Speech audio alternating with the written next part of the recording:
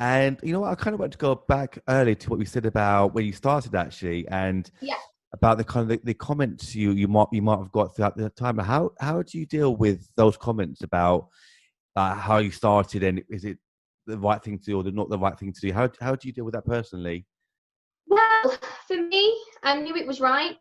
As in, I knew this was me because I missed the stage when I had to choose between dancing and music at the age of 16. Okay. I don't even really know how I did everything back then. I look back and I did dancing competitions, Saturday school, then in the holidays I did musical theatre. Like it was just crazy. But I look back and I'm so grateful for that because it made me realise who I was as a person. Hmm. And rather than, I think, especially in the classical music industry, you know, there's a lot of pressure nowadays in terms of no, you must go the classical music route, orchestral player, that's what you must do.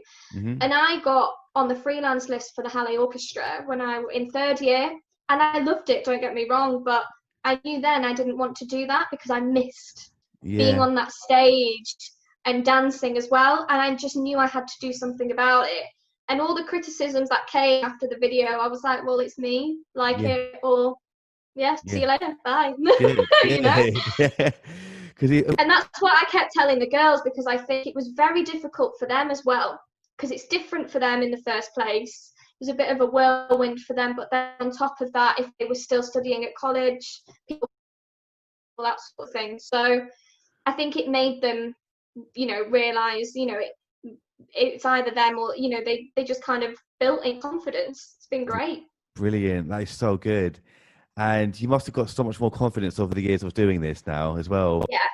It Good. gets to a point where I don't, even if people don't like it and it's not really for them, I'm like, well, we love it, we Yeah. thrive off it, and like I said, we've got obviously our kind of core players now, and Yeah. they can't look back, they love it that much, and I'll Brilliant. never forget one of the main girls, she's called Michaela, if she sees this, hi Michaela. But if she watches this, I'll never forget, and it brought me to tears. It was like within the first year or so of the business setting up, and she had to find a recital at music college, and she said to me, I would never have been able to have performed like that if it wasn't for you and it wasn't for String Oh, Infusion giving really? me that confidence.